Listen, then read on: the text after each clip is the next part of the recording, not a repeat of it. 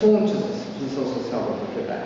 Essa compreensão, ela se reflete de maneira equivocada também sobre o tratamento que foi dado a esse problema politicamente no Brasil e também doutrinariamente.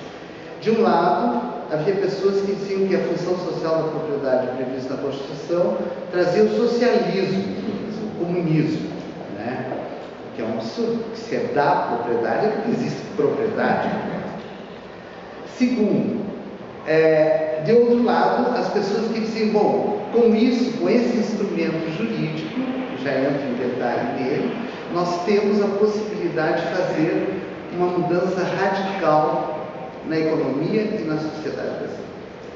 Nem tanto ao céu, nem tanto à terra, o fato é que a Constituição e a função social da propriedade na Constituição foram lidas de maneira equivocada. Então, de que se trata a função social da propriedade? Também tem equívocos doutrinários. A função social da propriedade é vista como um princípio. Eu comentava com o Rodrigo, inclusive a Adriana, que me parece que não é um princípio. Parece que a função social da propriedade são deveres que são atribuídos ao proprietário. E mais, também outro equívoco, somente dos bens de produção. Então existe, falei, a função social da propriedade em relação aos bens de uso próprio, pessoal, moradia, enfim, aquilo que não está involucrado, como dizem os espanhóis, não está direcionado à questão da economia, né? A economia brasileira outro equívoco. A Constituição fala no artigo 5º, inciso 23, que a propriedade deverá atender a sua função social.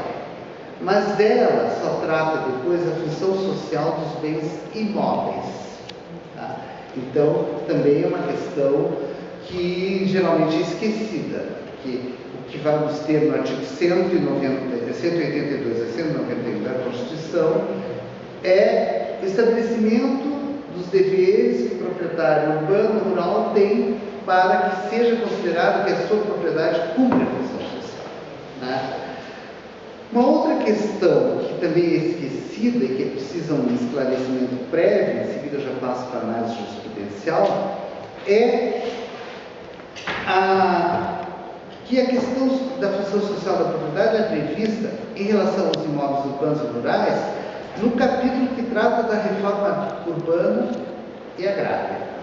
Essas duas reformas, elas têm um nascimento também lá no final do século XIX, da grande crise social, a partir da grande fome de 1948, que se abate sobretudo sobre os pobres, né, na Alemanha, na Itália, em Portugal, enfim, toda a Europa e nas grandes cidades, em que se clama por uma reforma para que se perca os anéis e não se percam os dedos. Ou seja, o próprio Leão XIII coloca isso, segundo consta, lendo Santo Tomás, ele diz, ecco la proprietà, porque ele encontra na propriedade uma formulação, na propriedade de Santo Tomás, uma formulação capaz de apontar um remédio, pelo menos temporário, para a crise.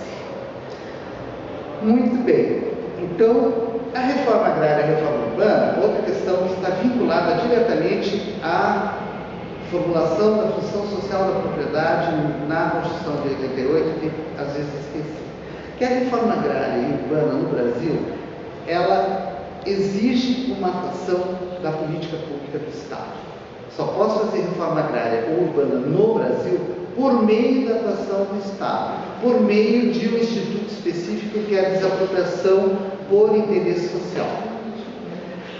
Então, não há assim, um descolamento dessa formulação, desse instituto, da própria atuação do Estado. Diferentemente da teoria dos contratos, em que você tem predominantemente, proeminentemente, uma cláusula geral ou um princípio invocado nas relações horizontais, contratuais, sem a presença do Estado, aqui não. Aqui é a função social, para que ela se concretize no sentido de cobrar do proprietário o cumprimento desses deveres, exige a presença do Estado. Mas não é assim que a coisa se passa na jurisprudência.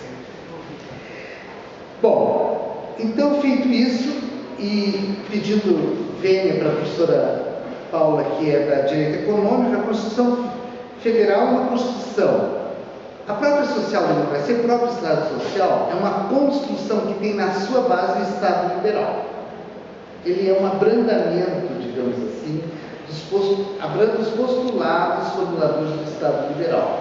Portanto, a Constituição não elimina a garantia de apropriação privada dos bens, nem prevê o acesso e uso de bens voltados à produção como uma mera função submetidos diretamente à vontade estatal, ignorando o vínculo jurídico e pertinência com os sujeitos. Entre si, né? Ao contrário, a proposta constitucional de manter o direito à propriedade, garantindo constitucionalmente como direito subjetivo sob o controle do seu poder econômico, uma vez que não está condicionado apenas aos objetivos públicos. Então, basta para ver ao lado desse artigo 5º, inciso 23, do 182 ao 191, que tratam da função social da propriedade, basta ler o artigo 170 e seguintes da Constituição brasileira, que trata da ordem econômica e social, em que a atividade estatal ela é sempre subsidiária àquilo que o particular não puder realizar. Portanto, para realizar o princípio, esse sim, princípio também vetor da Constituição, a livre iniciativa, é preciso haver a possibilidade de apropriação privada.